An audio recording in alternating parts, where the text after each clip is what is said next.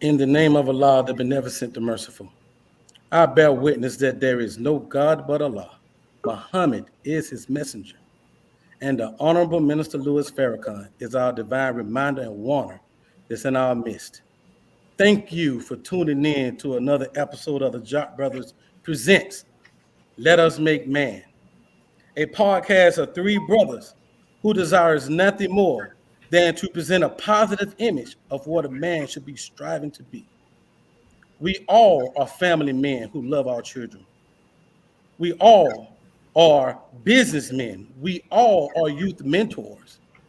And we all work hard in our communities to make it a decent and safe place to live.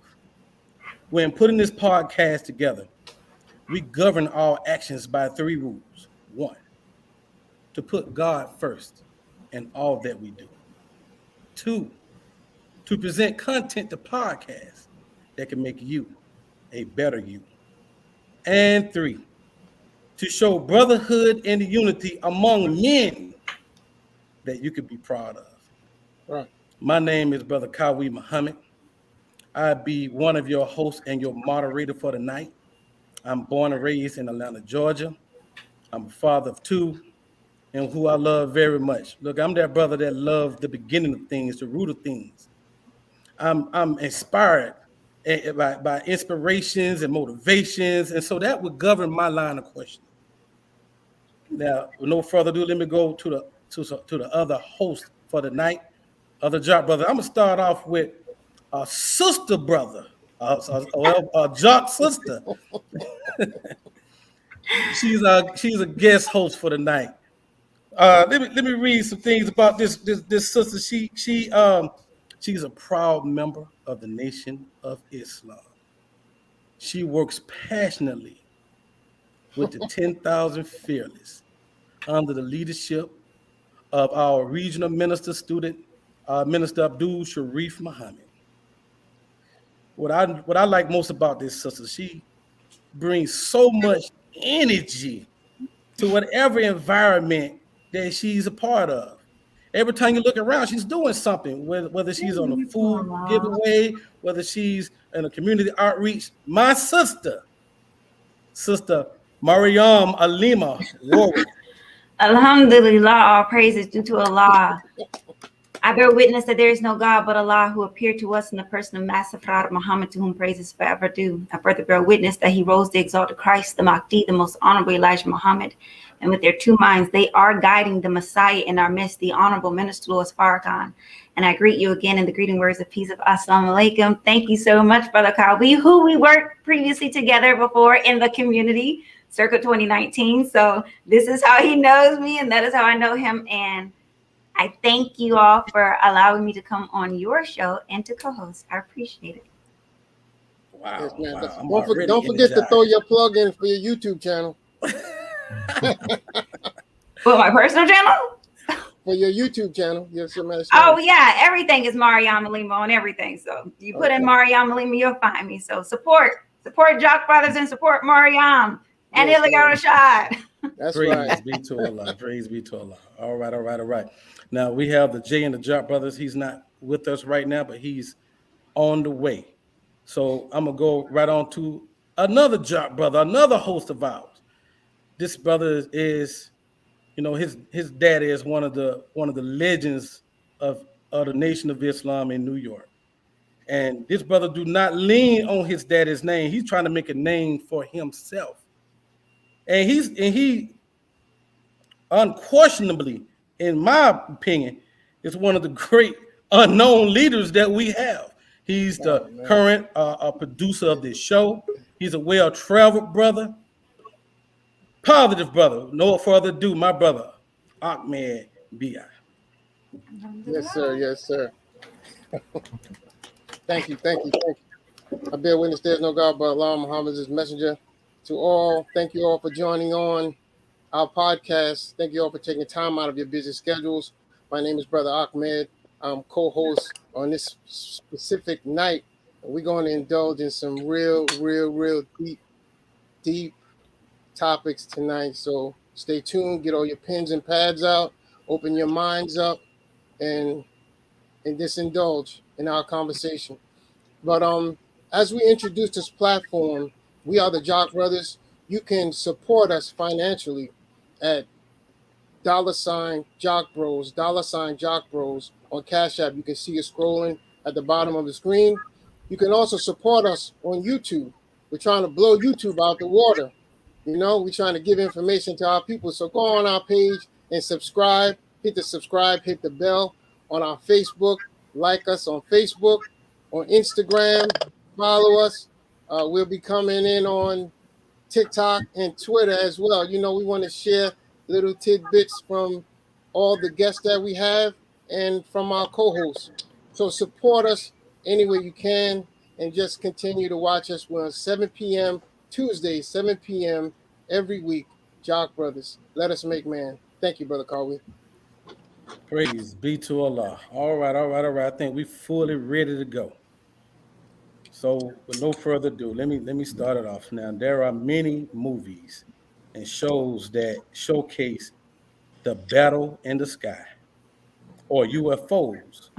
Movies like Battlestar Galactica, Lost in Space, Star Wars, Star Trek, Independence Day, just to name a few. Although the shows are great for entertainment, the question that has never been asked is, are the UFOs real or not? Well, today, we got the JAKQ Brothers presents two brothers that dedicate their lives to hurling truth at falsehood and to knock out his brains. That's right. We have two of the foremost researchers that the Nation of Islam produced. And so let me get right to introducing him. Even though he just came on, my brother, I'm going to get to you first. My brother joined the Nation of Islam at the age of 15 years old. He attended the University of Mississippi.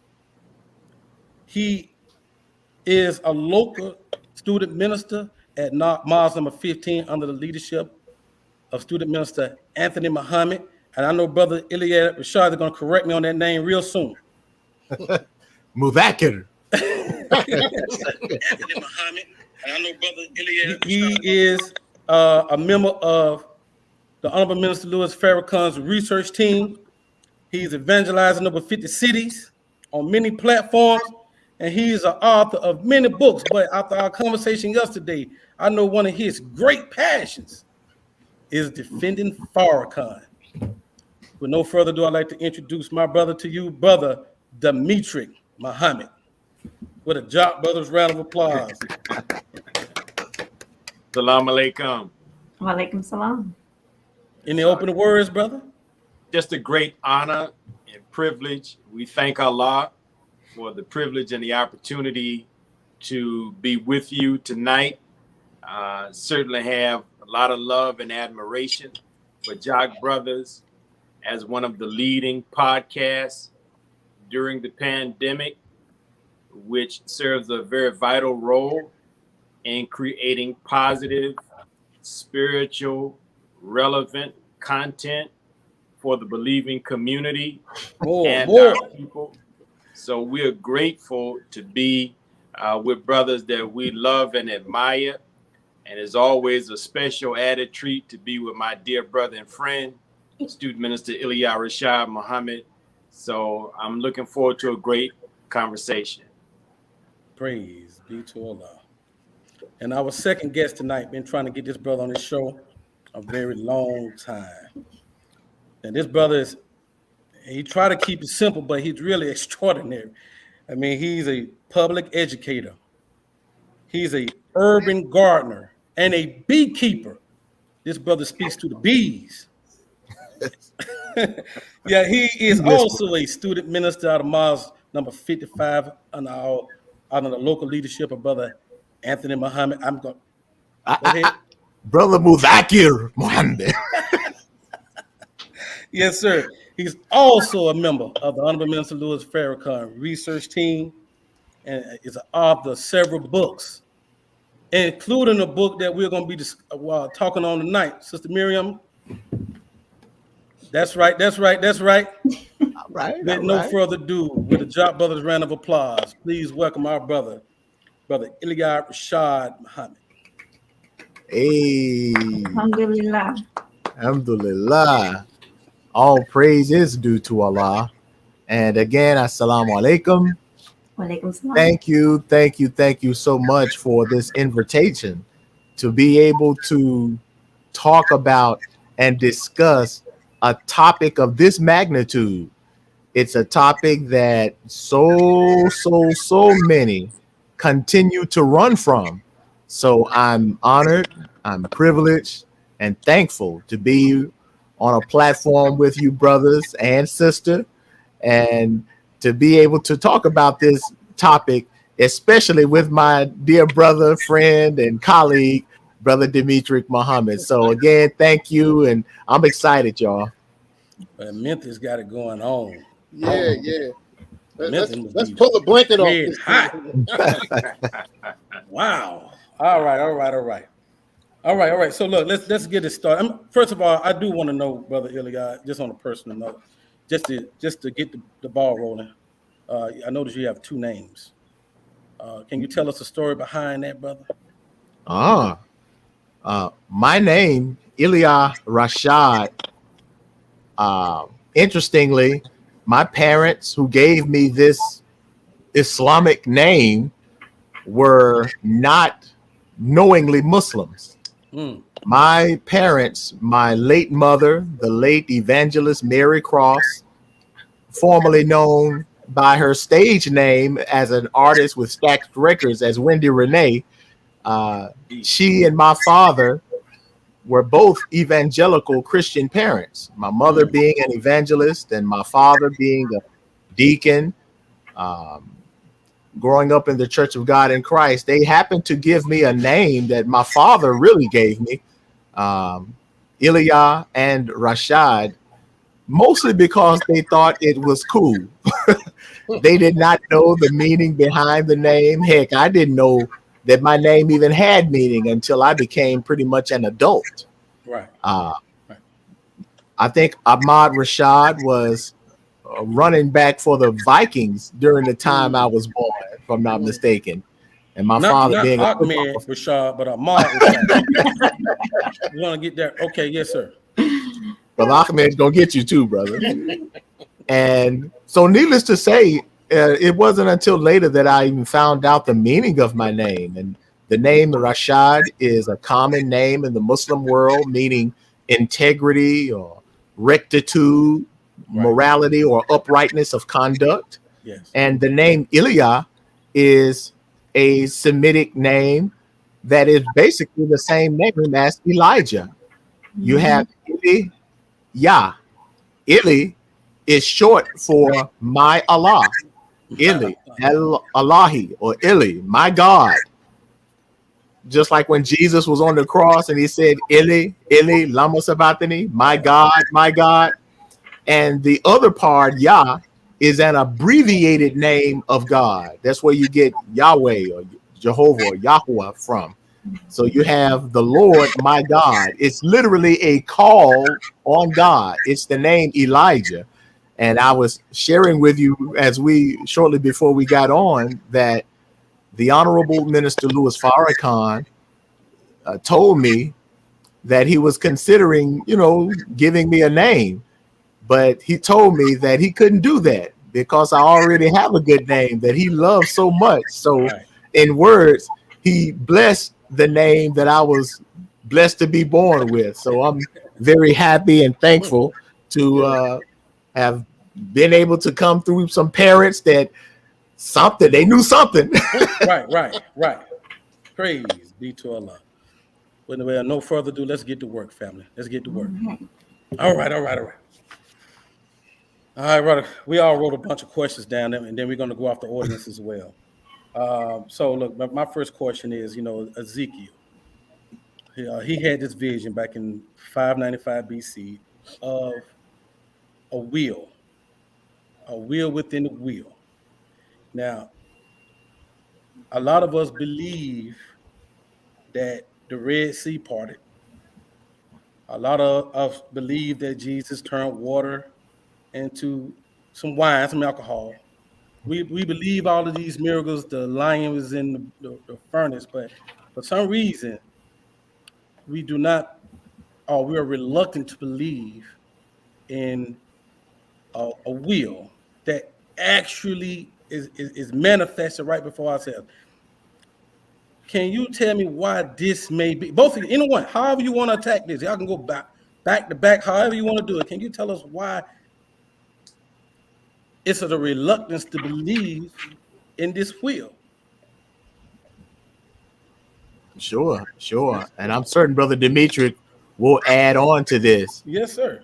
Most people who believe in the religious traditions, be it Judeo, Christian, or Islamic, the world of religion has been so largely deceived in the sense that those prophecies that we read about, those scriptural prophecies, are mistaken as history.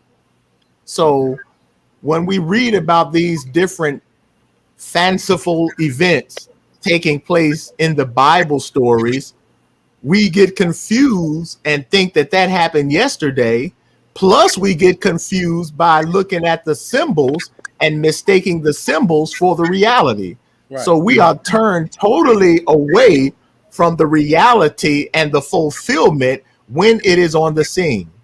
In the first chapter of Ezekiel, acknowledges in the first chapter, I think that even the first verse, that it was during this time that he saw visions from God. Right. Visions, prophecies. These are things to come.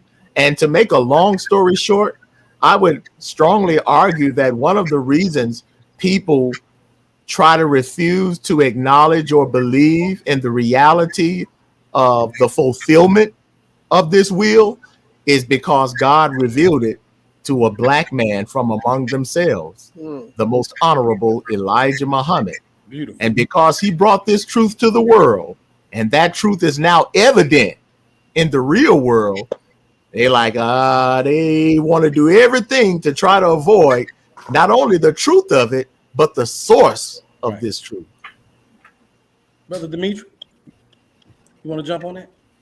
I think I would just add to my brother's, beautiful response that there are those who have a reluctance to believe in the reality of so-called UFOs.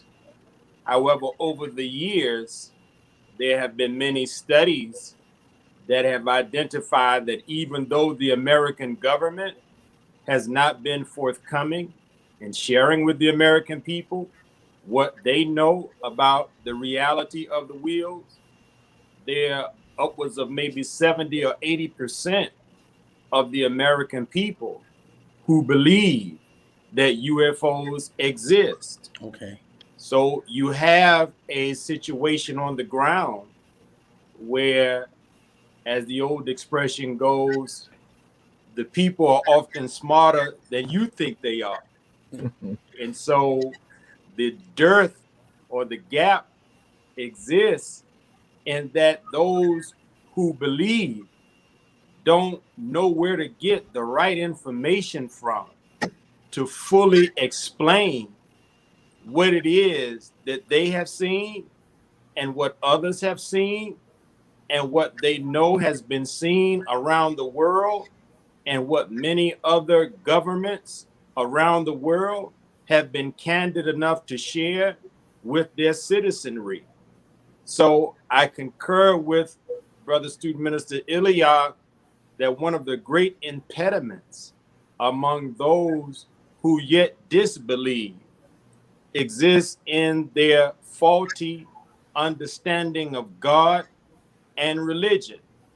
And I have noticed in my experience that there appears to be another fundamental logical fallacy among those who disbelieve in not just the wheel, but in all of what we represent in the Nation of Islam that the Most Honorable Elijah Muhammad teaches and that Minister Farrakhan confirms.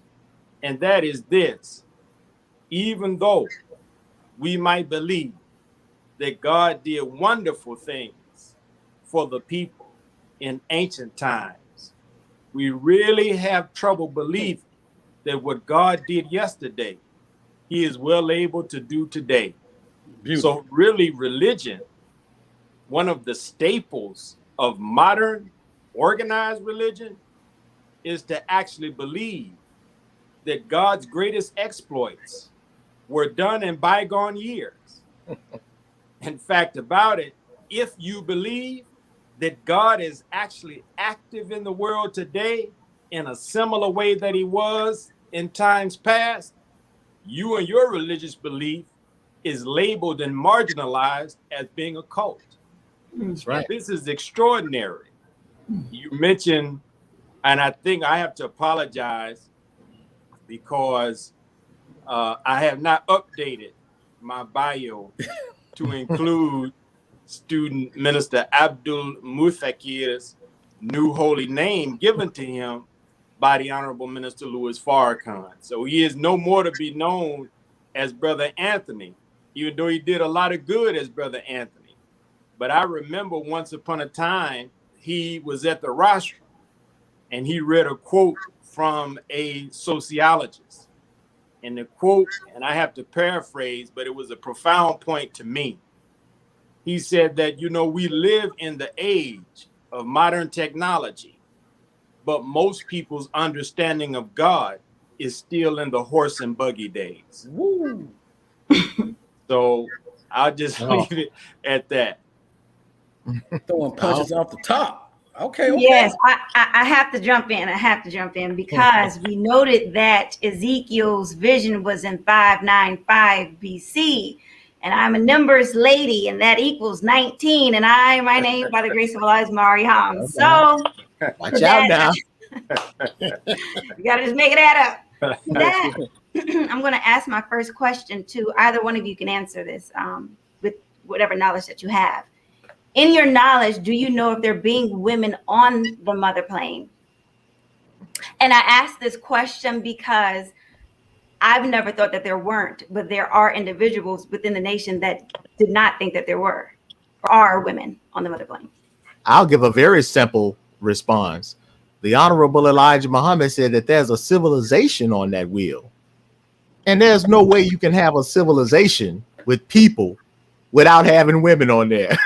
That's right. Look, if the wheel is void of women, I don't know if it's a place that, or a thing that I would be anxious to receive wisdom and guidance from. I'm just, but in all honesty and in all fairness, yes, because you can't have a civilization on that wheel without having women. I mean, think about it. Master Farad Muhammad's mother, he promised that she would prepare a feast for us, in our victory. Where is she? So I think that it would do us a grave disservice if we take on those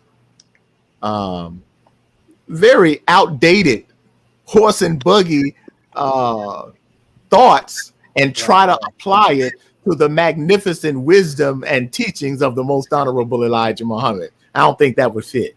Right. Well, let's. I know you both are eager to give us information on what the Nation of Islam teaches about the so-called FY. But I just wanted to give a little timeline of some of the things I researched that the United States had documented. Cut your volume up, Brother Ahmed. In 1942, and at the Pearl Harbor bombing, that's where they noted that some of these sightings began. In 1947, they experienced much more sightings than that at Pearl Harbor. And in 1948 and 1949, they put together an investigation team called the Blue Book, where they documented all these sightings and all these viewings. And even until 2017, the brother the man that led ATAP, Department of Advanced Aerial Space Investigation Program. His name is Luis Elizondo. Elizondo. Right. Now he's stating today in most of his interviews that the thought of this wheel or these unidentified flying objects, which they name it now as unidentified aerial phenomenon, that they're not looking at it as coming from outer space now. That according to their facts and their research today, if you study it, if you look at it and check it out, that they're looking more towards these baby planes and this mother wheel as being something that may have been produced right here on this planet. So I just wanted to throw that out there before you go into the Nation of Islam and the teachings of how the teachings relate with the UFOs. Right. I don't know if you all have been able to read the report that was released by the official report released by the Pentagon, U.S. Defense, the U.S. government pertaining to these UAPs or UFOs. And for those of us who know better, it was a pretty dismal report. It was about 9 pages. And basically, it concluded pretty much what you just said, Brother Ahmed, that their conclusion was that we don't know what they are. They gave some hypotheses, and they gave about 4 or 5 classes of what they could be. Some of those include the possibility of it being of extraterrestrial origin, even though they pretty much kind of rule that out. Right. They give the possibility that it could be a foreign adversary of another government, Russia or Germany or something like that, even though they pretty much rule that out too. Yes, they give the possibility that it could be like in words, a shadow government program that the main government doesn't know about, maybe something from the deep state, but they kind of rule that possibility out as well. They gave, I think, another category, but the other category that they gave is literally other. right. In other words, we don't know what the hell it is. So, and what's funny to us in the Nation of Islam is that, I mean, it's like, look, we've been telling you from the Most Honorable Elijah Muhammad and the Honorable Minister Farrakhan exactly what these things are before you became enamored with them. But now the government wants to act like they don't know where to go to find the truth about this thing, but they continue to avoid the representative of that truth. So, you know, it's all a game. To that, only because you said it's all a game, I have to jump in again. I apologize, but I was watching Savior's Day 2011, a scientific analysis of the teachings of the Most Honorable Elijah Muhammad. They were doing that plenary exhibition. But anyway, there was a person that was giving a report on Roswell 1947, and that there were soldiers that, you know, were there and that they recovered remains from the crash or what may have you. And they explained that they had remains of creatures. Now, it's funny to me how they are bearing witness to the baby planes being out there, but then they say that they captured creatures when we know that they are human beings. So what say you to the half-truths that they like to give? Want to go, Brother Dimitri? Well, I think that it's consistent with the overall purpose of hiding the truth. You know, the Honorable Minister Louis Farrakhan wrote a magnificent book entitled A Torchlight for America, and one of the sections in that magnificent book was called Hiding the Light. And the Most Honorable Elijah Muhammad is free.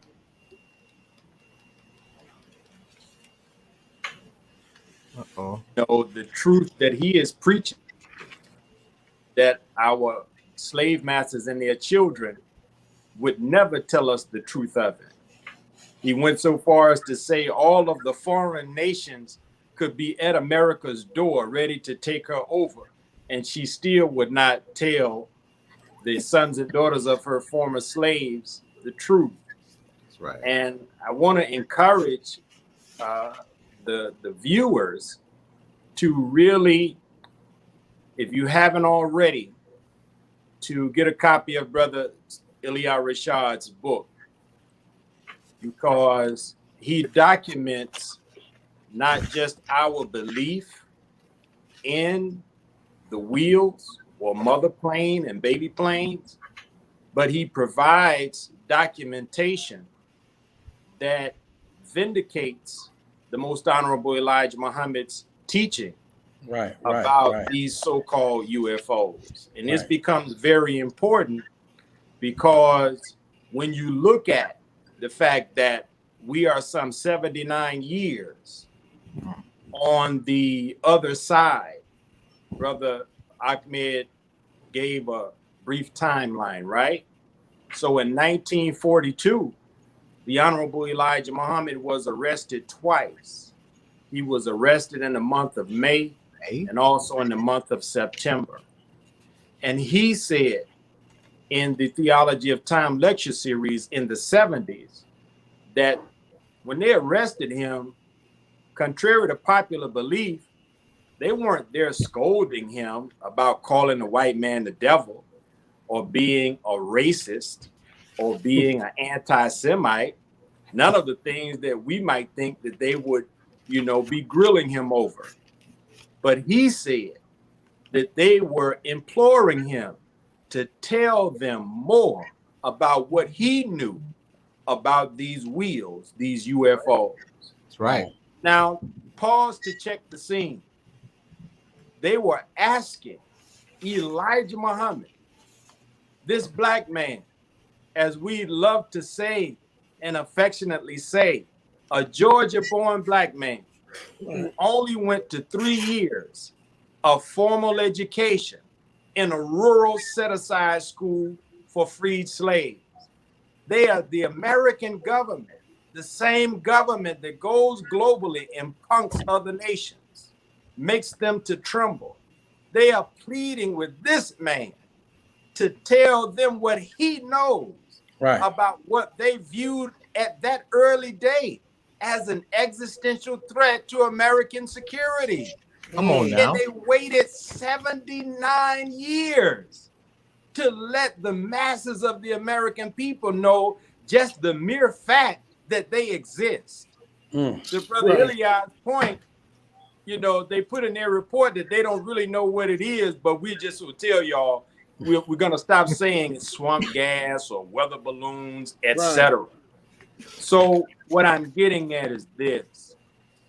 The fact that Elijah Muhammad knew this and publicly taught this for more than 40 years in America, the fact that he passed this wisdom on to his student, Louis Farrakhan, and he has represented this for now more than 40 years in America, and that this has been a staple teaching and belief of the Nation of Islam for more than 90 years in America, is one of the greatest, if not the greatest proofs that Elijah Muhammad did in fact meet with the Supreme Being, for he is the recipient of knowledge that not even the most powerful government in the world has possession of.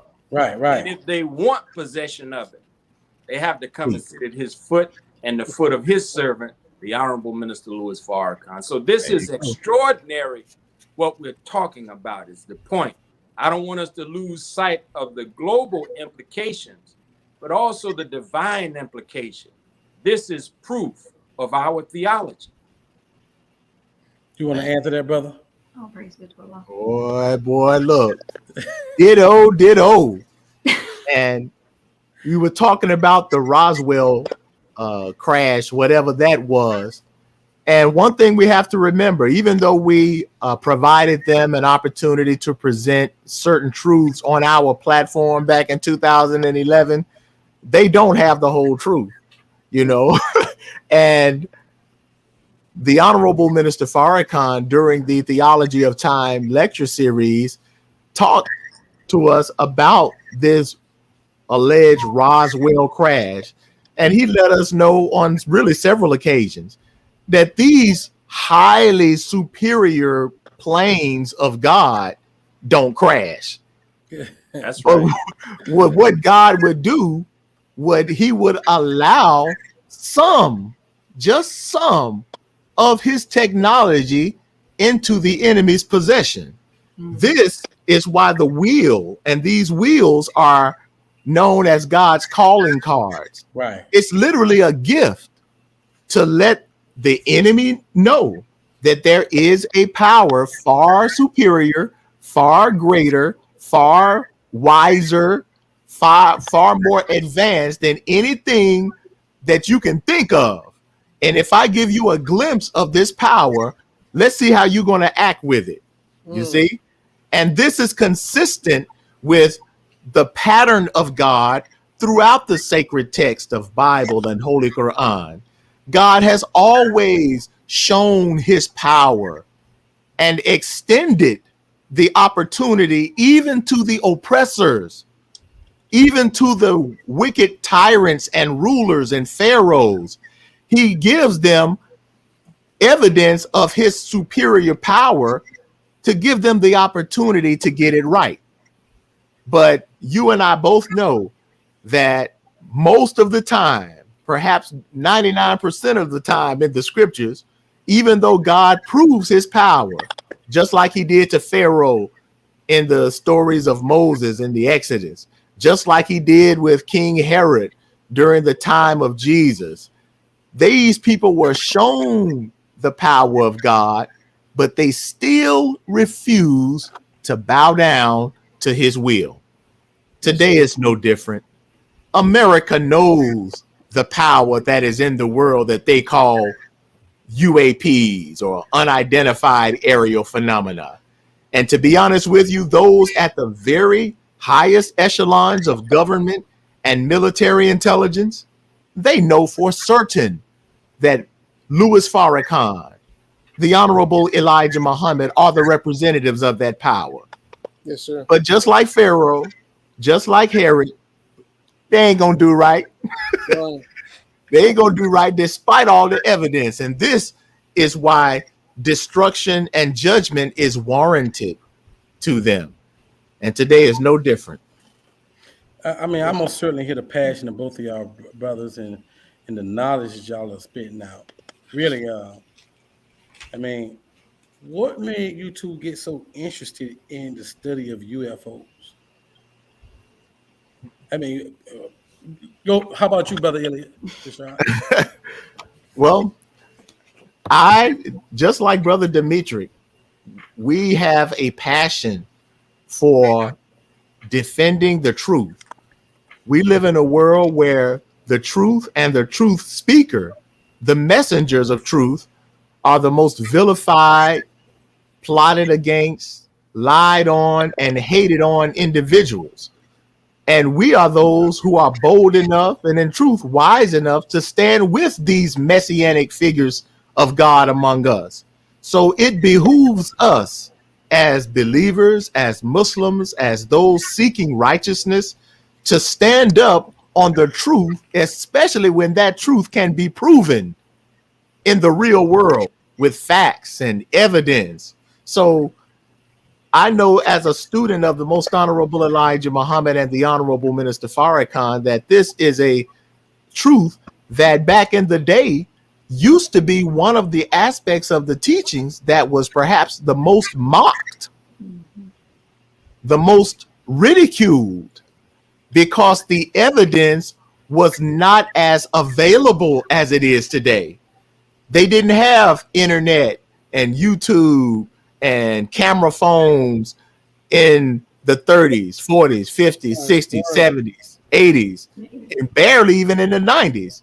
This is a relatively new phenomenon, which has allowed the fact that everything the Honorable Elijah Muhammad gave to us from God in person is now being proven true on the scientific level, with historical evidence, with anthropological and with clear pictorial evidence, photographs and videos. So out of the spirit to defend the truth, this is partly what prompted me, and I'm certain with Demetric as well, to start engaging in a topic of this magnitude, because at the root of this topic of so-called UFOs is going to have to take you to the source, and that source is the fact that Elijah Muhammad met the supreme being.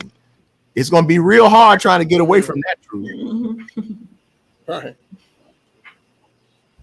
I would certainly concur with my brother Kawi, and I would only add to that. You mentioned Memphis, you mentioned Mississippi. You're talking about the Deep South, and you're talking about the Bible Belt. And we came into the nation very young, and in this environment, Christianity is king. You're in the Bible Belt. I know Atlanta might argue with us, but Memphis is quite possibly the buckle of the Bible Belt. And the only reason I raise that point is because if you're going to believe in any other religion than traditional Black Christianity, you better know what you're talking about, because you're signing on for mockery, you're signing on for ridicule, you're signing on to be marginalized and ostracized. So I can't wax noble in terms of my passion for defending the teachings. I developed that. I think I began with a passion to defend my belief in the teachings, because I was in an environment that's very, very hostile to not just the teachings of the Most Honorable Elijah Muhammad, but anything deemed other or foreign to being a good old-fashioned, Black Baptist here in the Deep South. But I'm grateful that Allah placed me and brothers like Brother Ilya in this hostile environment, because it proves a larger principle that whatever Allah places us into that is a trying situation, that is a difficult situation, if we persevere, He will bless us in that which previously came into our life as a painful experience. So we are now today not from New York City. We're not from Los Angeles. We're not from Atlanta. We're not from Houston, Texas. We're not from Boston, Massachusetts. But we're from Memphis, Tennessee. And we are representing the Honorable Minister Louis Farrakhan in his work. See, because I want to make it clear, according to the Holy Quran, in the 28th Surah, the 35th ayat, it says that Musa prayed to Allah to give him a helper in his brother Harun or Aaron. And in that specific passage, it says that Allah had granted Musa's request, and that Harun or Aaron's work would be to confirm that which Allah had revealed to Musa. Well, that's ancient times. In the modern times, look at the glorious ministry of the Honorable Minister Louis Farrakhan. It is his work as the modern Harun to confirm, meaning to prove true, to vindicate, to verify, to substantiate, to concretize that which Allah, who appeared in the person of Master Fard Muhammad, revealed to the Most Honorable Elijah Muhammad. And then as the minister was doing that, he gave birth to others who would be helpers of his in what is his divine assignment. So we're grateful that Allah has blessed us to be just a small part of the overall grand work of his servant, the Honorable Minister Louis Farrakhan. Praise to Allah. You're on mute, Corey. You're on mute. Conway, you're on mute. Sorry about that, man. I was bearing witness so loud, man. I ain't want nobody to hear it. Wow. Look, so with that being said, man, why should people take this UFO subject so serious? Yes. There are several reasons why it behooves all of us, Black, Muslim, Christian, white.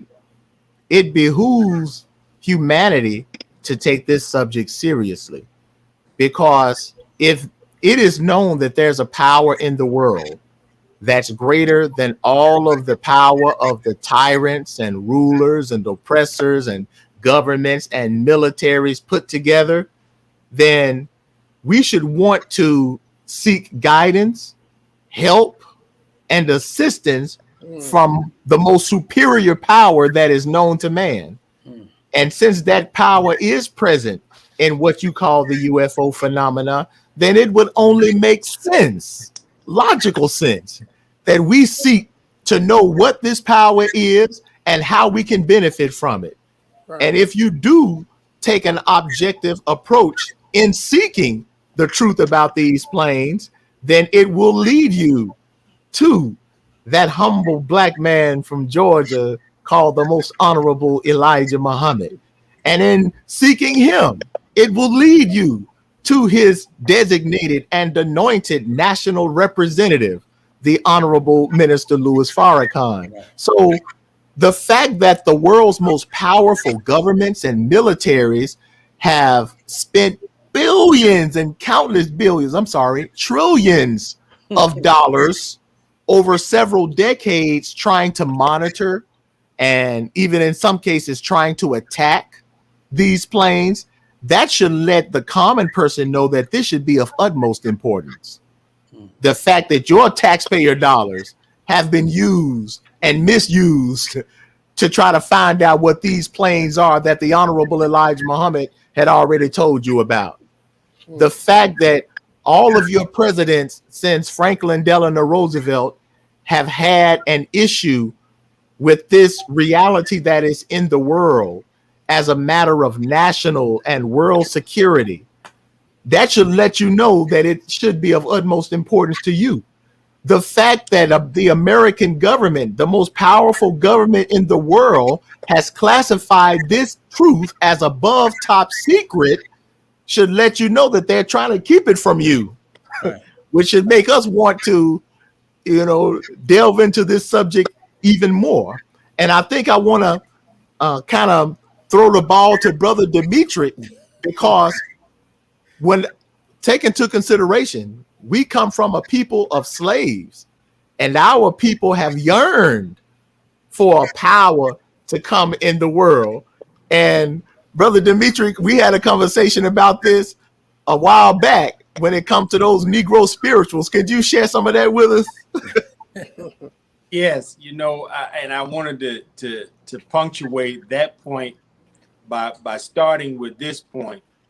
And I don't know if you got a chance to look at it, Brother Kawi. I think I sent it to you, but it was, and I just found this out today going through some of my notes in my files, that it was on this very date 48 years ago in 1973 that the Muhammad Speaks carried the headline, "O Wheel."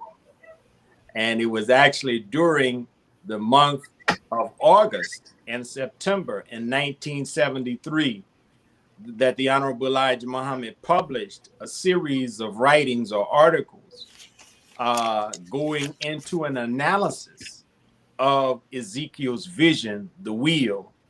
And so I think that it is fitting, or more than fitting, for us to be having this conversation on this date, the same date, August 31st, 1973, when the Muhammad Speaks newspaper, there it is, carried that beautiful headline. And, I put that quote there because, Brother Ilya talked about the Negro spirituals. And that's a perfect segue into why that quote is there. I want to read it.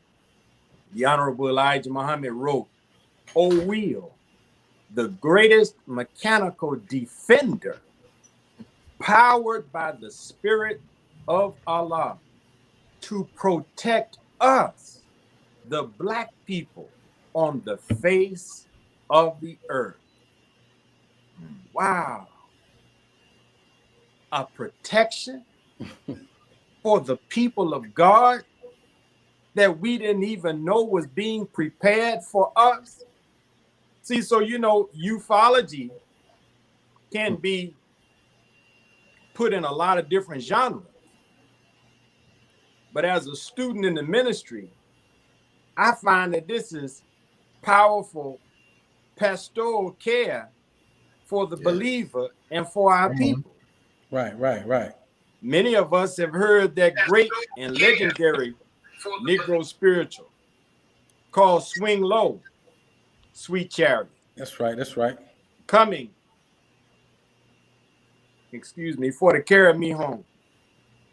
I saw a band of angels waiting for me, coming for to carry me home. Well, according to the biblical narrative, the wheels are frequently referred to as the chariots of God. That's right. And there have been scholars, one that you know, our great brother, student minister, Dr. Wesley Muhammad, who has written and published in academic journals about the wheel as the chariot of God. A few years ago, we published an article in the Final Call where we talked about how this specific Negro spiritual and its author, a man named Wallace Willis, who was half Black and half Indian. He wrote a song about a chariot coming to carry me home. I don't know if you caught that, but his name was Wallace. Come on now. And he was half Black and half Indian. You know, kind of like the 17 million with the 2 million Indians. That's right. And he's writing a song about a chariot, not coming for everybody, but coming for me. So think about the world and this time and the season that we're in currently, where there's a lot of confusion. There's a lot of anxiety, a lot of grief. There's a lot of fear. There's a lot of deception. This is the kind of subject that we should be feeding on, because it helps us to see that beyond what the promoters of the COVID-19 vaccine have to say, beyond what Mr. Biden and the government have to say, beyond what Negro celebrities have to say, there is a reality that exists primarily for the purpose of defending Black people in America and delivering the believing men and women. Right. Brother Ilya lifted the Honorable Minister Louis Farrakhan's talk, which was a series within a series in the time and what must be done. And I encourage everyone that's watching to go and visit that. It was near the end of the minister's week for week, 58 weeks coming to us every Saturday evening. But he talked about the wheel and its dual nature. And Brother Ilya and myself, you know, one of the great highlights of our career was to be helpers of Minister Farrakhan during that series. Right. And at one point, the minister said, I want to look at how Allah in the Holy Quran is frequently referenced by his attributes that are frequently placed there in pairs. He says there's a duality in the nature of God. And then he said that the wheel has a dual nature. Yes, it's there to provide détente, if you will, or a checkmate to the balance of Satan. And it's really a superior force than Satan's power, because as Brother Ilya documents in the history of the American government, the wheels have appeared over America's nuclear installation. Right. And when it appeared over her nuclear installations, the soldiers who were there manning those nuclear installations reported that the nuclear weapons had been taken offline. They had been disabled and did not have the ability to be fired if those soldiers desired to fire them. So the wheel is there to, we would say, have some destructive purpose. But as brother also said, there's a new civilization there, and it has a purpose of deliverance and protection of the people. So I think that now, being armed with the research of what Brother Eliah put in his book, being armed with the recent revelations of the U.S. government, we're in a season now where we have to be a little bolder and talking to John and Jane Q. Public of Black America about the reality of UFOs and what they really are there for. It's not a time for us to shy away from this subject as we may have once did in times past, because even though we may have believed in it, we didn't feel confident in explaining it to someone that didn't know what we were already talking about. But we are prepared now, and Allah has given to us what we need to take this beautiful pastoral truth that what Wallace Willis wrote about, and that what grandma and granddad sang about, swing low, sweet chariot, is real. Yes, We have the details of it. We know the God that created it. And what America is fearing is there for us and our salvation.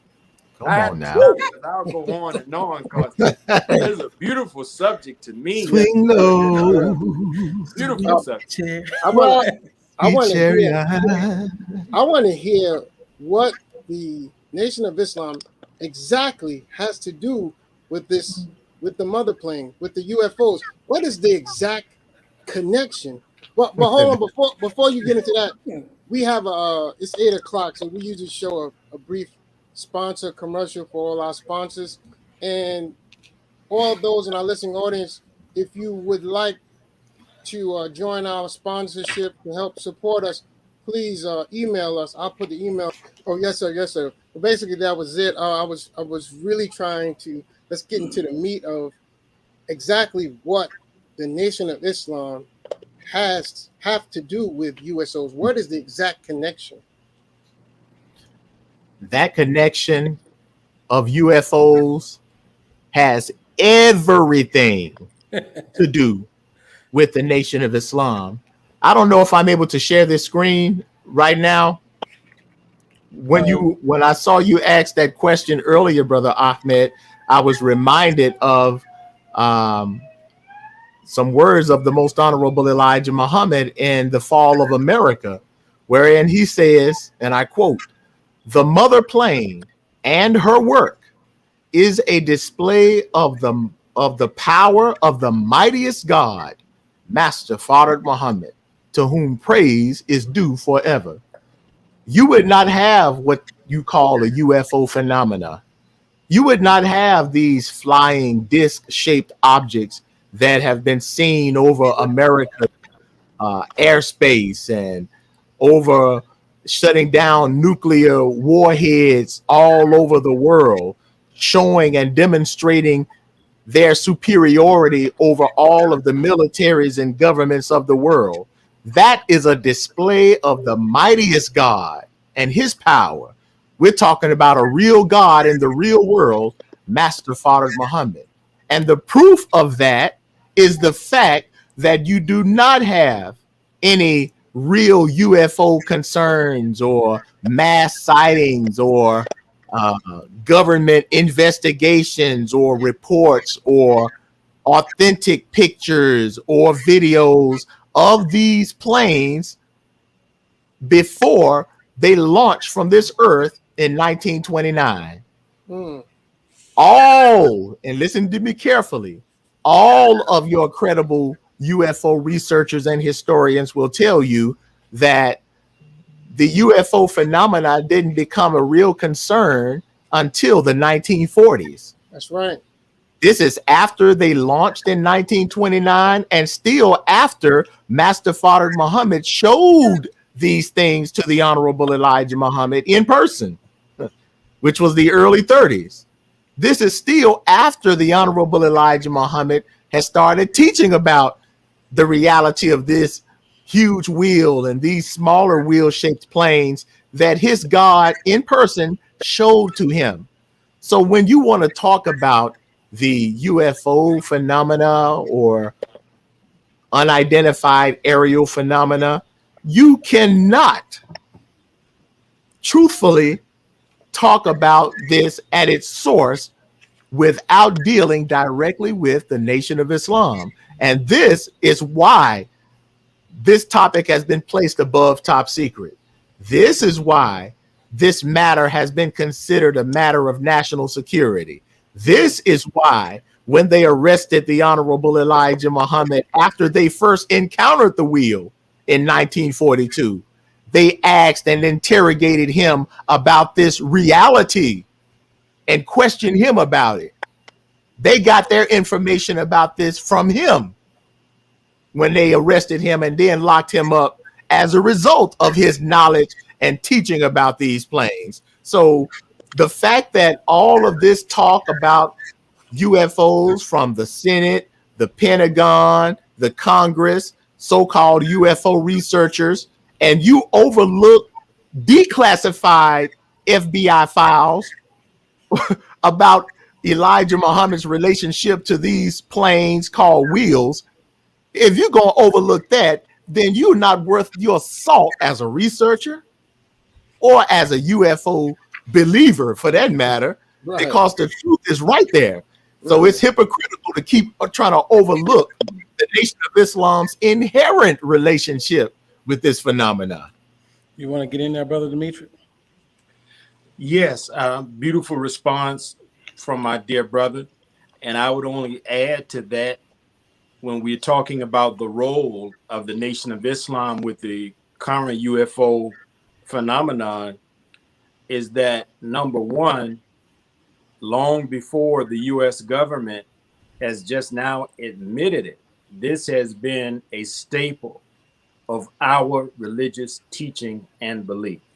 That's right. And so our belief in it, our understanding of it predates these sightings, as Brother Iliad just referenced, and it certainly predates the US government's admission to it.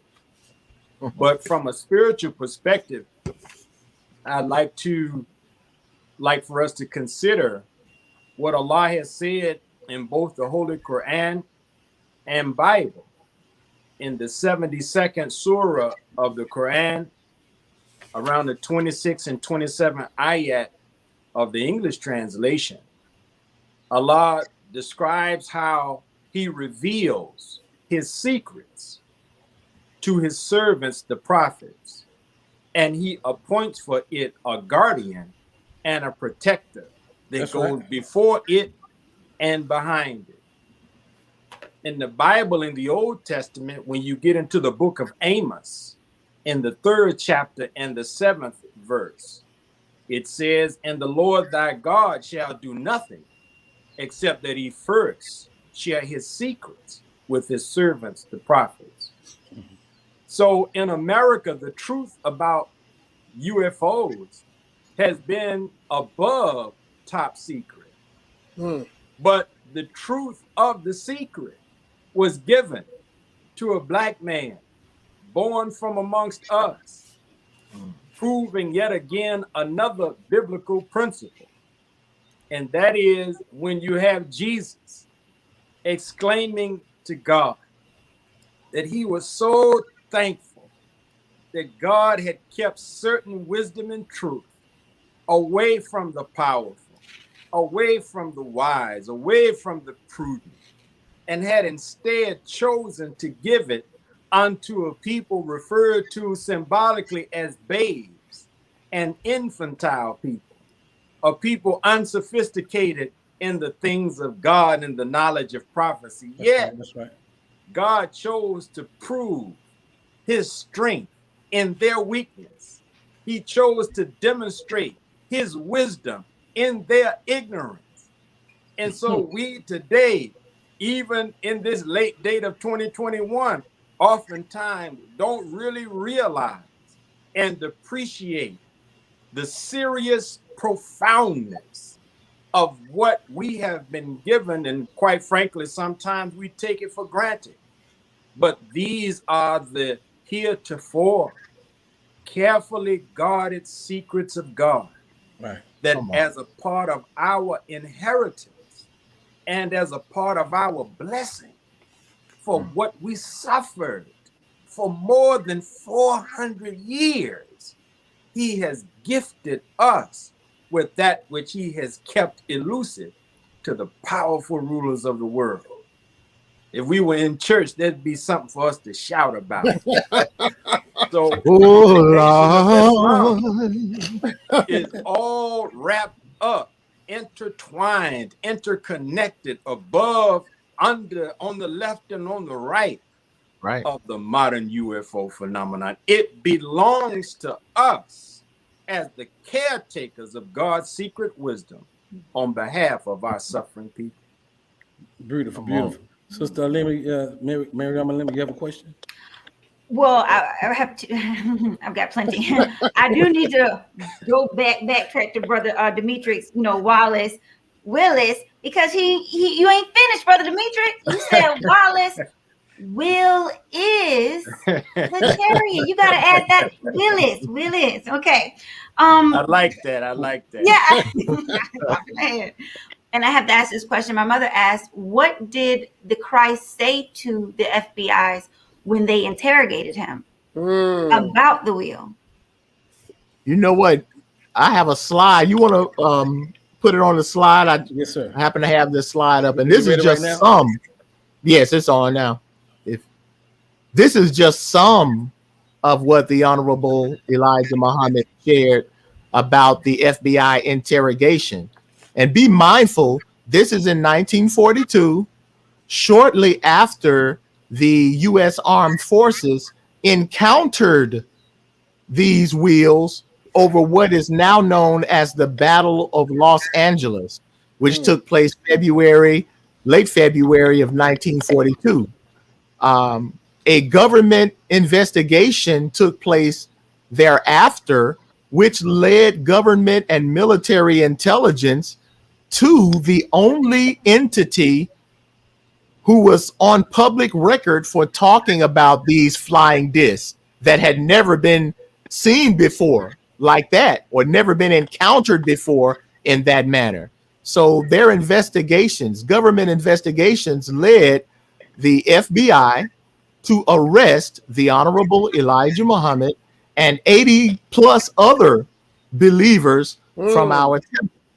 When they arrested the Honorable Elijah Muhammad, the FBI interrogated him about the wheel that they had just encountered. The Honorable Elijah Muhammad started telling us about it. And he says, and I quote, as you can see, "Write in the paper if you want, and tell the devil what I am telling you. See if he'll try to deny it." In other words, see if these folks are going to try to deny what he's saying about these so-called UFOs. They know it's out there. I sat down and I talked with them years ago about it. They asked me questions. They have the drawing of the wheel on a blackboard that they'd taken from us when they arrested us. And I had drawn the plane, talking about the mother plane, and written explanations on the blackboard, and they took it to the FBI office. He says they have it there today. They know this to be true, and they admitted to me that this is true. So the Honorable Elijah Muhammad is telling us what the FBI really was questioning him about. As Brother Demetrius stated earlier, it wasn't about some anti-Semitism or some dogma. Hell no. This was a matter of America's national security. They did not arrest and interrogate the Honorable Elijah Muhammad about a spook. You see, they didn't arrest him and ask him and interrogate him about some fanciful mythology. Right. They questioned him about a reality because it is evident that the God he represents, the God of those wheels that taught him everything he knew, is real and in the world. So the FBI is one of the first that has to admit that Elijah's God is God.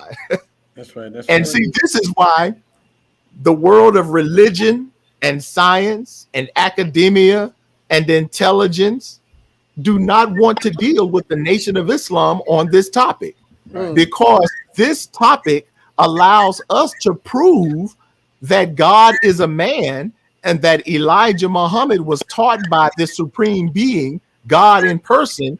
We are able to prove that in realistic terms, you see, not based on, oh, I just believe, or, you know, it's just in my head, I believe in my heart. Hell no. Right. This is truth that can be verified in the real world with empirical data, you see? Sir. So you can't come to us talking about religion and what you believe and not bring forth evidence. What the Honorable Minister Farrakhan represents from his teacher, the Most Honorable Elijah Muhammad, is a teaching of God that can be proven. It is evidential, you see, and it is most congruent with the scriptures most people claim they believe in anyway. Think about this, and I'll end this point. How the heck? See how I'm trying to keep from cussing? I'm doing good, animation. You're doing good, brother. Come on, man.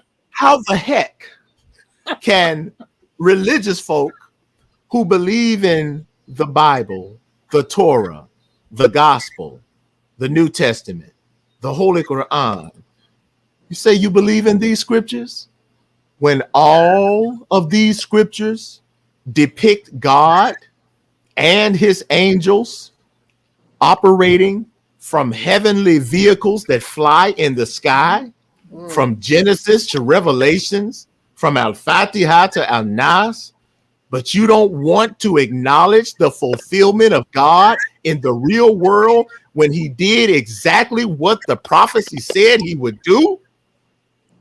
You would have to be a hypocrite to say you believe in those scriptures and then reject the God of Elijah Muhammad and Louis Farrakhan.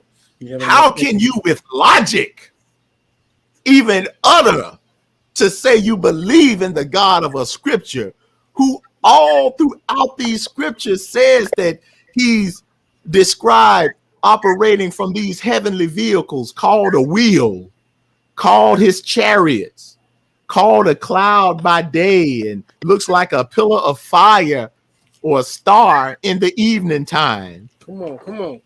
God dwelling in a place described in the New Testament as the New Jerusalem, the heavenly Jerusalem, which is above, the mother of us all. Right. How can you say you believe in a God like that and reject the Nation of Islam? Preach. See, all religious folk, all your academics, all your scientists have to bear witness that this Farrakhan man, this Elijah Muhammad, oh, they know what the hell they talking about. That's right. I'm Brother, sorry. I get passionate, man, because look, this God is real. And I say to you, as the Most Honorable Elijah Muhammad says, this reality of UFOs or this mother plane, that's the work of the power of the mightiest God, Right. Master Father Muhammad, to whom praise is due forever. Praise be to I just Allah. want to welcome my brother JAKQ to the show, brother. Do you have any opening words you want to say? Any questions? There he is. He finally came on, man. Finally came on, brother. I wasn't ready. I just gave a sermon. Let me. I do have a question for the brothers. Do we have any verified instances where the baby wheels have attacked anyone? No. And that is a point made by the Honorable Minister Louis Farrakhan in The Time and What Must Be Done. And I can't overemphasize really the whole series, The Time and What Must Be Done. Right. But really, the minister took up this subject as a series within a series, and we were blessed to be with him as he prepared and poured over documents and revisited the messenger's writings on this subject. And one of the points that he lifted for consideration for the leaders of America is that all of the years that they have had sighting, even as I mentioned earlier, when wheels appeared over America's nuclear installations. And I have to emphasize that when we talk about America as a global superpower, it really boils down to she has more powerful weapons than anybody else. She has the most powerful nuclear arsenal in the world that, you know, they say can kill all humanity hundreds of times over, right? So it is her military might that she threatens the nations of the earth over. As the scripture speaks of, the curtains in the land of Midian did tremble, you see, talking about how they were in awe over the coming of God. Well, before God comes, this evil nation made the nations to tremble. So it's very significant that there is well-documented evidence of so-called UFO sightings over America's nuclear sites. That's right. And they did not attack the nuclear sites, but, you know, in words, they showed up to make a demonstration. We're Their here. power. We can disable your most powerful weapons, Mhm. and you can't do anything about it. We're not here to harm you, but we want you to understand you're not the power that you think you are. There's a greater power in the earth. And so the minister beautifully made that point again as he was talking about the dual nature of the wheel. Notice the Most Honorable Elijah Muhammad referred to it as the mother wheel. You know, mother is the source of unconditional love.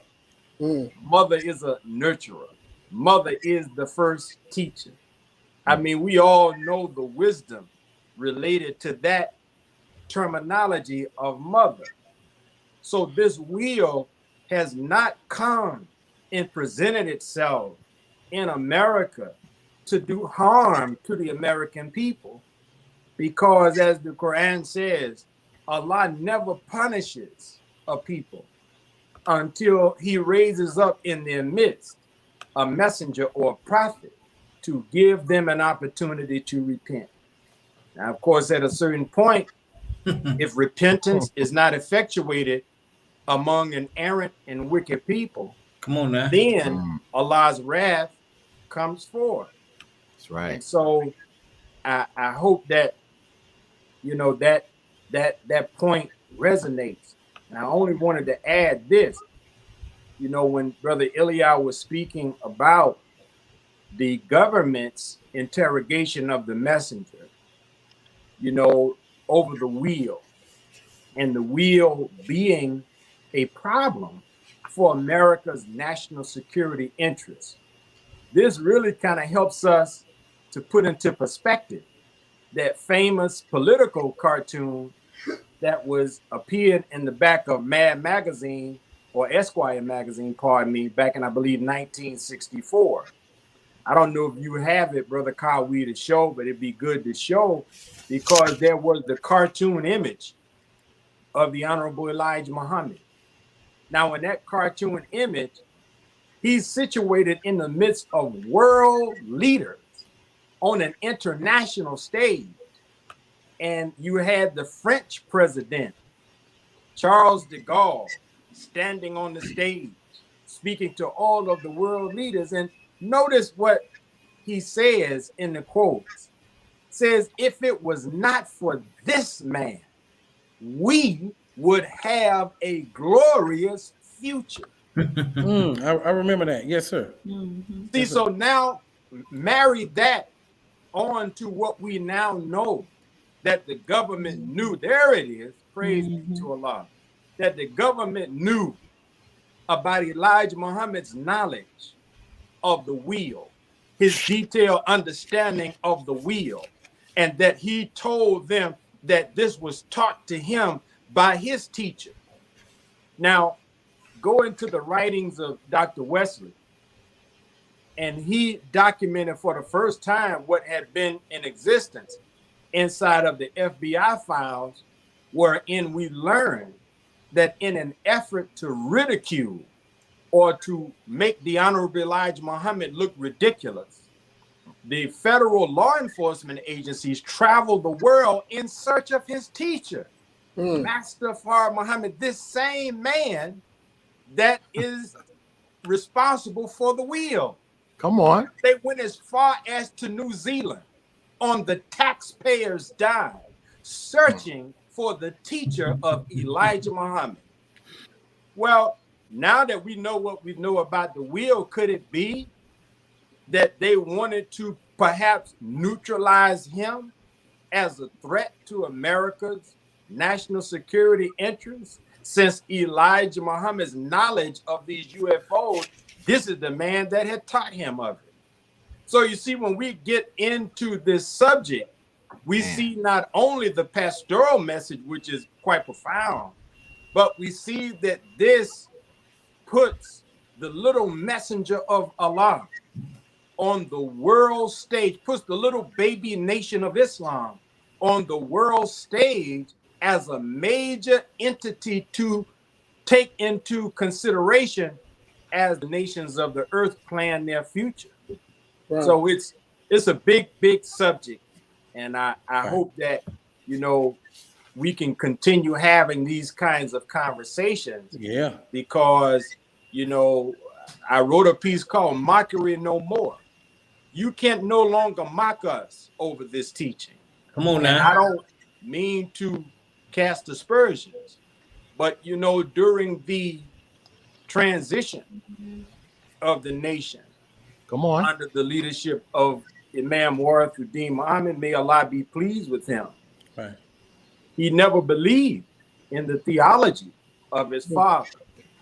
And so for 30 months, before Minister Farrakhan stood to rebuild the nation in 1977, many of the old followers were made to feel ashamed for having believed in the Honorable Elijah Muhammad's teaching on the wheel. The wheel was mocked. The wheel was recategorized as a fable or as a methodology just to get us to feel proud about our blackness, etc. See, so now this is a different day and a time. Come on, man. The minister has confirmed what the Honorable Elijah Muhammad taught, that prior to 1975, you know, you just had to believe. Right. But now faith, the faith of the pioneers, is being rewarded. Come on, man. With the evidence to vindicate them in their early faith. And I thank Allah God for the pioneers. Yeah, we got research today and footnotes today and citing sources today. Right. But they believed before all of this was made available. It's easy to believe today. Come on. Right. But they believed when it was difficult to believe. Come on. Right. And so I thank Allah for them, and I thank Allah for us. And I believe we are being prepared for the victory. 48 years ago, 1973, O Wheel, 48th Surah of the Quran, the victory. Victory is mine. For the victory. Victory is mine. I have victory today is mine. Sorry. You know why choir? They have a choir. We finna have a choir. Okay. I told Satan, get thee behind. That sounds like Pretty that sound like Aunt days. Stanford and son right there now. Oh, They yeah. have church up in here. Look, I have a question for you, brother. I need to put this together, so I hope you'll be patient with me, okay? And I'm not trying to be disrespectful. Do your thing, bro. So God offered a glimpse of the superior technology to our enemy. I think I heard one of you say that. So they could see how more advanced our technology is. Okay. In the read, the mothership, the mother plane, it is made with metal. It is made with metal that's been fused The together. finest steel, The finest steel. a certain composition of steel that is not readily known, Today. to the intelligence of this world. That's right. Okay, all right. Now, the mother plane uses a 100% explosives. The God of this world uses 70% explosives. If by any chance, now I would think with that, when you have that type of knowledge of how superior the technology is and how they could, like Brother Dimitri said, how could they could just shut down all of your electronics and things of that nature. I mean, as a fighter, as a man of intelligence, right? You would say, I submit. You are more powerful than me. My son can't beat me. I don't care if he had a gun, a broomstick in his hand. He can't beat me. He know it. It's known. He has this intelligence, so he don't even try. Your son is not Satan. I think I see where you're going, Brother Kyle. So I guess my question is, right? Do you think the reason why they still attempt to fight this powerful machine, right, is because they say, you know what, it is metal, and if we do get a lick on them, we could get them. If we could get a lick, do you think they just taking a shot in the dark, and that's why they keep fighting? I hope you understand where I was trying to go with that question. Yep. You know what? See if you can you let me share this slide real fast? And while I'm sharing this slide, before I even get to it, I would say that, and the Honorable Elijah Muhammad talked about it, and I'm certain the minister has too. They actually have weaponry. Elijah Muhammad said that white man of America actually has weapons that could actually rip the wheel apart. Heck, if they got weaponry that can destroy humanity 100 times over, certainly they have that capability as possible, could rip the wheel apart. However, the Honorable Elijah Muhammad said, but they could never get to her. They could never. Right. He said that even trying to do it would be suicide. But like we mentioned earlier, see, Satan is a different beast. Yeah. He's not human like you or me and us and, your sons, your children. He's a different fella. Right. And the scriptures, those prophecies, give us a glimpse as to the mind of Satan.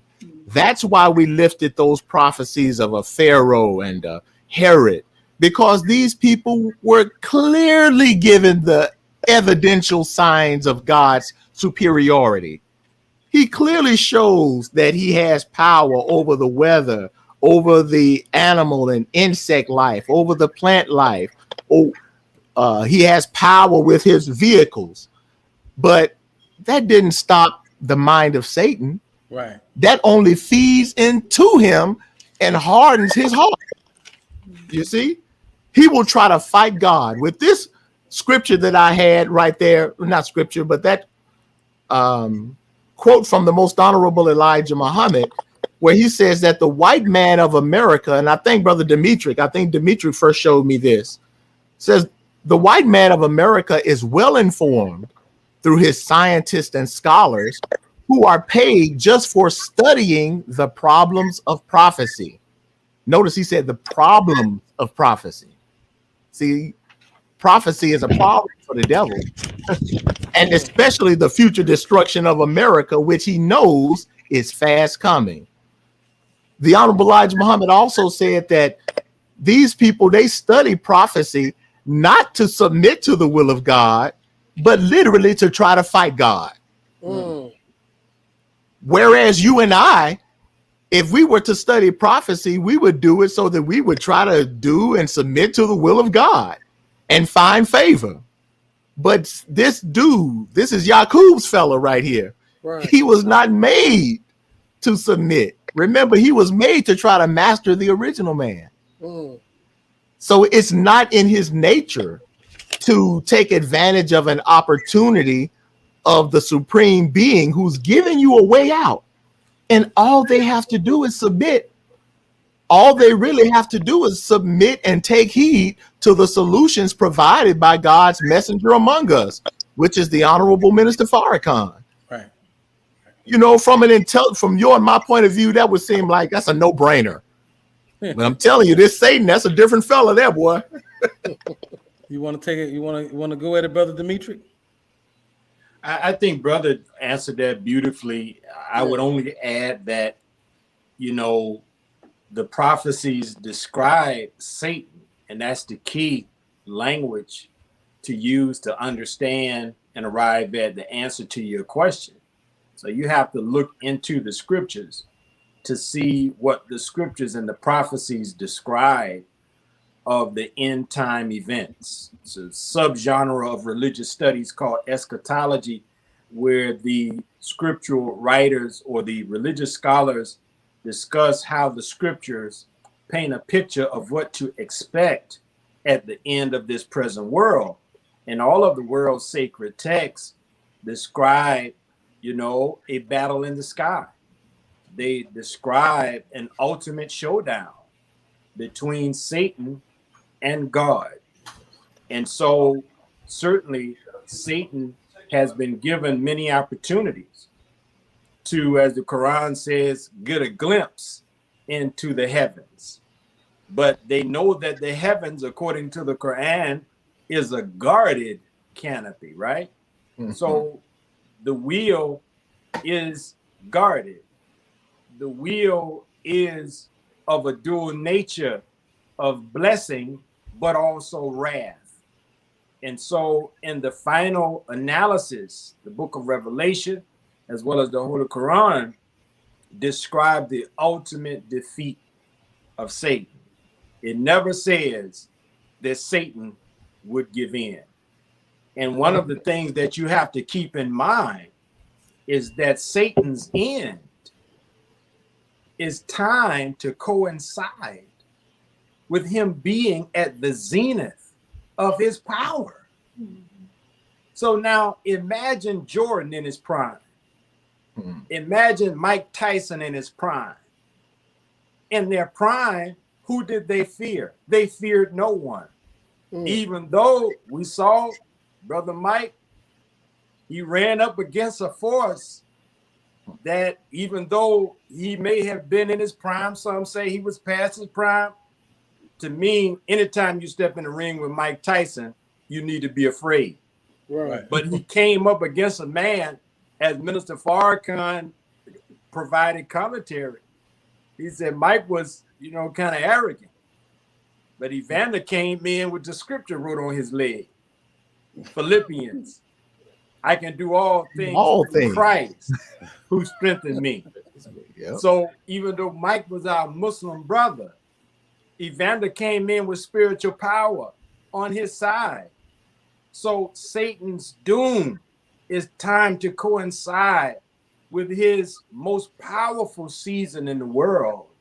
So he, you know, as we were saying in the streets, man, he feeling himself. You know, when you feeling yourself, can't nobody tell you nothing. So yes, He knows that there's a power that has caused his weapons to be taken offline. But as the old saying goes, it is what it is.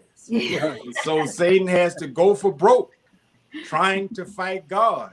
Wow. Would that he would have listened to the wisdom of the old black grandmothers in the South. Come Who, on, when man. we were cutting the fool and acting up, they used to tell us, baby, your arms are too short to box with God. With God. Come on.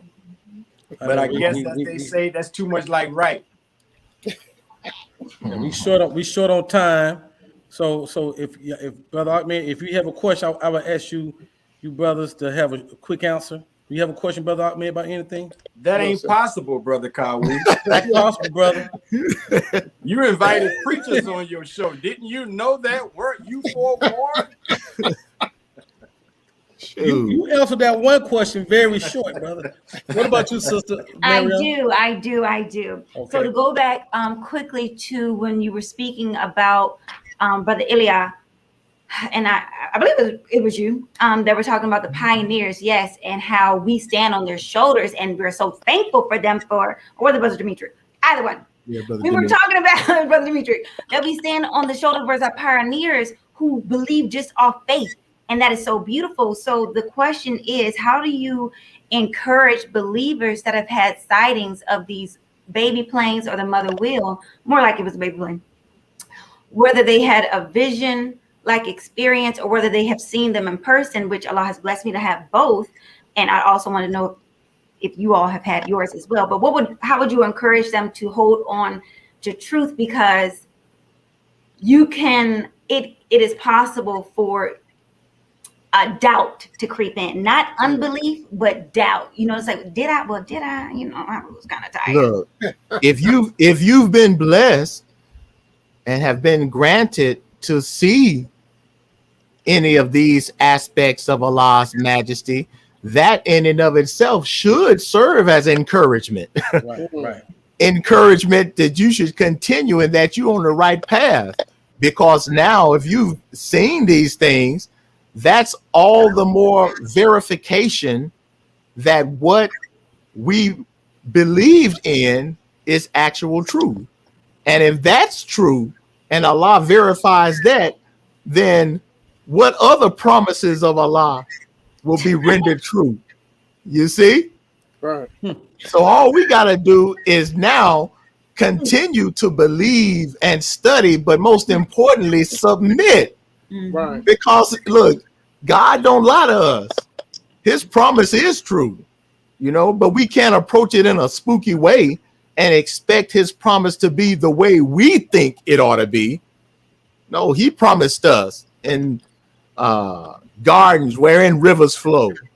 He promised us plenty money, luxury, good homes, friendships in all walks of life.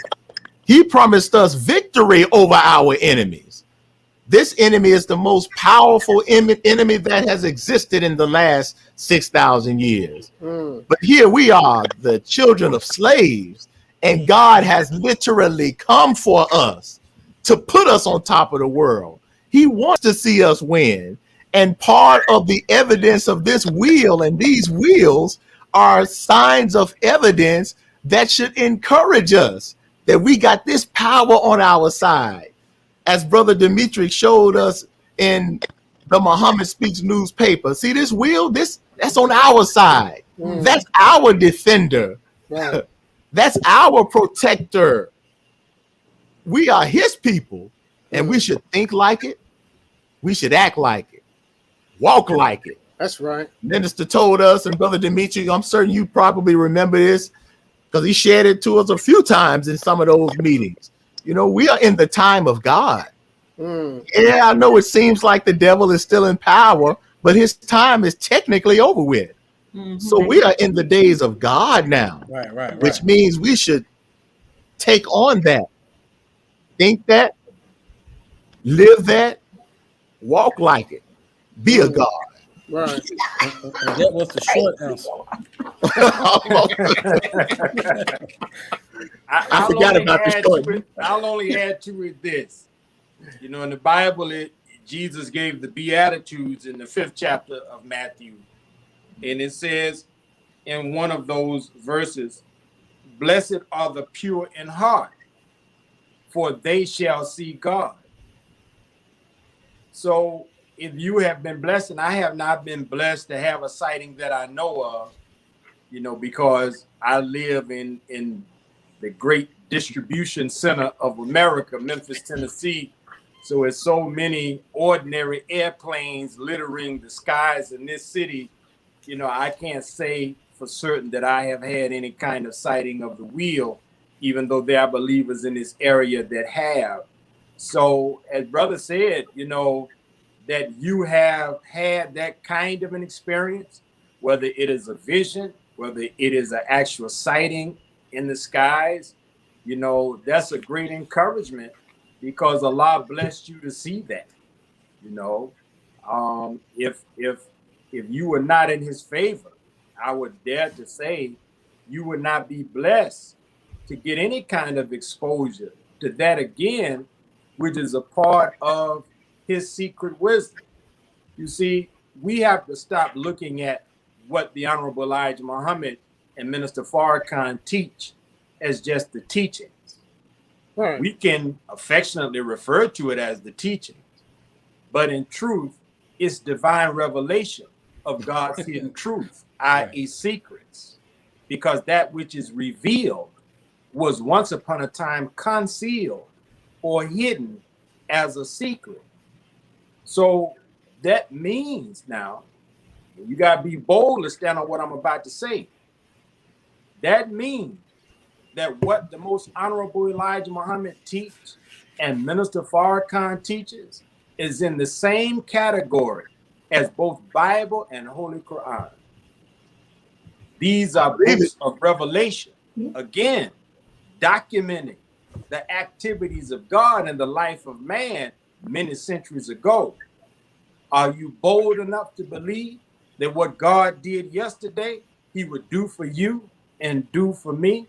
To me, that's where the rubber meets the road at in terms of what do we really believe, you see? Because if you are blessed to have that kind of an experience, you know, I consider you to be one of the beloved of Allah, as we all are. But when there are those who have those kinds of special experiences, and the Honorable Elijah Muhammad, you know, he talks about that in the Theology of Time. He talked about how one out of so many hundreds of people in the East, you know, are seers. And he talked about the ability to see the wheel. I remember reading in one writing, he talked about the ability to see it twice a week, you know. So, you know, if you have been blessed to have those kinds of experiences, cherish those experiences. Certainly don't beat those of us who haven't had those experiences over the head with it.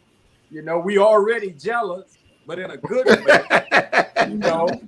But, you know, just keep on living your beautiful, righteous life and use that as an indicator during the difficult days of your life, during the rough times of life. Remember what Allah shared with you and use that as encouragement to get through that difficult time. Well, all praise is due to Allah, family. This was a great show. What we normally do at the end of the show, we all just go around and give final words. But before we do the final words, I want to give a big shout out to our student minister Jamil Muhammad. He's viewing right now, and the great Jamil, the great Jamil, the great student minister Jamil Muhammad. He said this is such a beautiful message tonight. He really appreciate that. That's my brother. All right. All praise is due to Allah. Final words there, Brother Dimitri.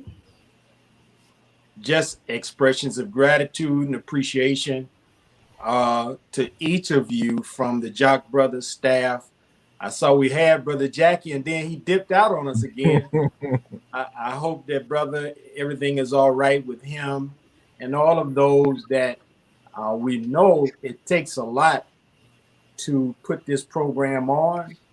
And I just want to say that whatever challenges that you have, continue putting one foot in front of the other and weathering those challenges because what you're providing for the believing community is necessary.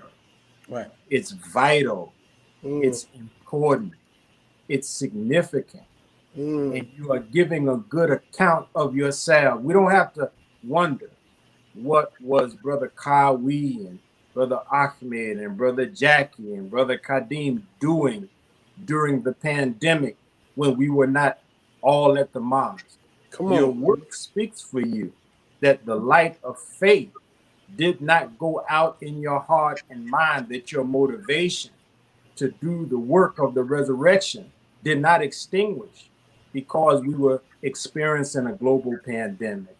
So I just want to say thank you and to encourage you to continue what you're doing and take it even further to the next level. May Allah continue to bless you all. Thank you, Soldier. Now, you want to talk about your book? You may be coming out in October. You want to say that for a later date? Yeah, we are trying to. We just released Invincible Truth Volume 3. We hope everyone will go out and get it. Oh wow, my sister has Volume 1 and 2. I hope she ordered Volume 3. I'm going to get it. Sign a copy for her. No, that's Invincible Truth. That ain't no. I have defended. No, that's what I'm saying. Invincible Truth. Yeah. Yeah, but we just came out with Volume 3, and it's available at researchminister.com exclusively. We're very excited about it, and we are working on another volume. Hopefully, we can have it ready for the Day of Atonement. That is an anthology of our Defending Farrakhan articles over the last few years, and we have to continue our work, because the Honorable Elijah Muhammad said that JAKQ built a new people through literature. So he didn't live to see his new man get made. So he left literature to guide his people. And the Honorable Elijah Muhammad, who is still alive, but we have to continue to publish literature that give our people an opportunity to be made new in the image and the likeness of the God that came for us, Master Fard Muhammad. Thank you, Soldier. I appreciate it. Beautiful, brother. Thank you, brother. I appreciate you. Yes, sir. Brother Ilya Rashad, final word, Soldier. Indeed, beloved. I just simply want to pretty much echo those same sentiments and extending my honor and gratitude for each of you for having me on this platform and discussing this topic. Again, this is a big topic. And the fact that you all are one of few people who's willing to engage on a subject of this magnitude in public. So that I'm just extremely humbled and honored. And I certainly hope it won't be the last time I have that opportunity. And I certainly look forward to choir rehearsal, Sister Mariam. So we're going to be doing our rendition of Victory Is Mine, right? I'm down for it. Praise the Lord. Brother Kawi, you gonna join the choir?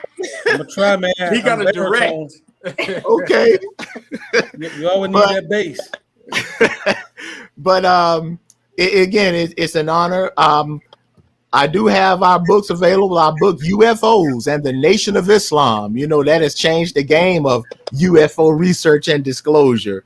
UFOs and the Nation of Islam. It is available on our website, nationbrothers.com, which is, will take you to Amazon. We are working on a documentary series dealing with this powerful topic. We have been in the background working on it, and come early 2022, we should have the first episodes ready and available. So stay connected with us via Nation Brothers and via my social media platforms, Ilya Rashad. And we look forward to some great things to come. Yes, sir. Praise be to Allah. And that is a sister, Sandra Muhammad. That is. Do y'all know this sister? Mom's number 55, Sandra Muhammad. She giving lots of shout out to you brothers, man. Is that my sister Sandra who was at 55 and then she moved to Florida, is that the same Sandra? Because we got a few Sandras in the mosque. I hope she'll respond. I know she's gonna respond. Yeah, we got a few Sandras in the mosque, man. All of them are my sisters too. Oh, yes, sir. Yes, sir. Now, I hope Brother Jack can get back on for final words, but until that time, final words from Sister Mariam Alima Warith. Yes, sir. Extreme gratitude to you, brothers, all of you brothers. I am extremely humbled as well. I don't even want to say too much, just because I'm just truly grateful, and I want Allah to feel my gratitude. So thank you. Alhamdulillah. Brother Ahmed, final words. Yes, sir. Yes, sir. First of all, I want to thank both of you for taking your time out to join us. And the more I've done research on the UFOs, the more knowledge that I've obtained. It's what Brother Demetric said about just having faith alone. I mean, in the 1930s and 40s, where technology wasn't even spoken about. I mean, 70 years of sightings, and now we're in the 2000s where we're able to deal with Wi-Fi and everything's Bluetooth, and technologies have advanced so much to where the teachings can be proven at no limit of time. But to actually just have faith is so great. It's so great, and that's one of the things that really stuck with me. But I'm thankful for both of you brothers with your books and the research you do in helping the nation and helping the minister in all of his endeavors. You do such great work, and I pray Allah bless you and your families.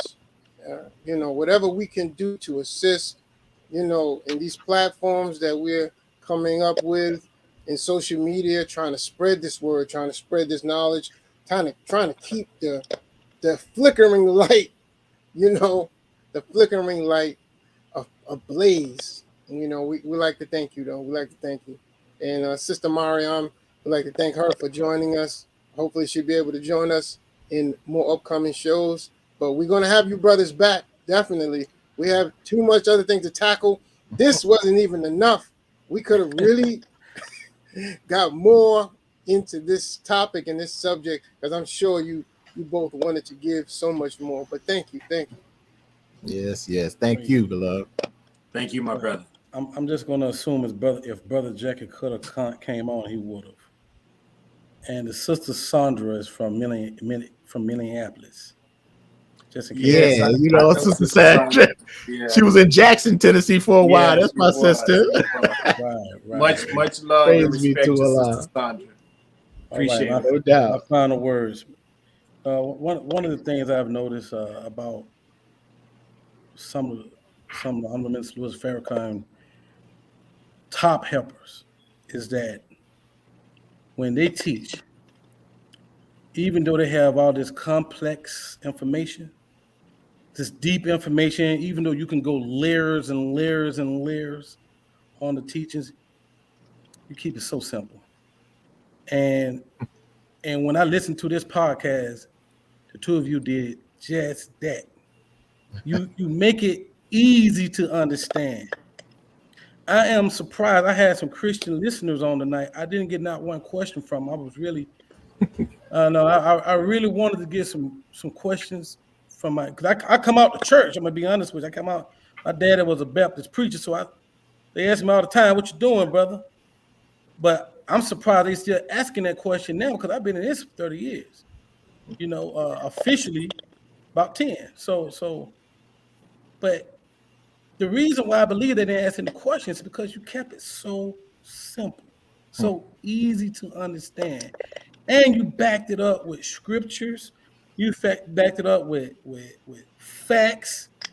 You backed it up with history. I mean, you attack this subject in so many ways that even the top minds couldn't deal with it. That's probably why you ain't getting much conversation on the subject. And so, but I just want to tell you, man, just keep doing what you're doing on the many subjects that you deal with. I would love to have you brothers back on the show, whether it's a tag team back again type of thing, or individual sighting from one of you brothers, man. Just, you know, I love the energy y'all brought, especially the information you brought, and more importantly, I love the ease in which you brought it. So thank you for what you do, brothers. I love you, brother. I wouldn't have asked you to come on the show if I didn't think y'all were going to deliver just the way you did. I don't ask everybody to come on my show, but I asked you, brothers, and I'm going to definitely ask you, brothers, again. Thank you for blessing us with your presence. Thank you for coming to JAKQ Brothers. Thank you, dear brother. Allah continue to bless you. Thank you, brother. Any announcements for next week, brother Ahmed? Not at this time, sir. Yes, sir. Thank you, Soldier. You can end us right now, brother. Thank you. Alhamdulillah. Thank you all.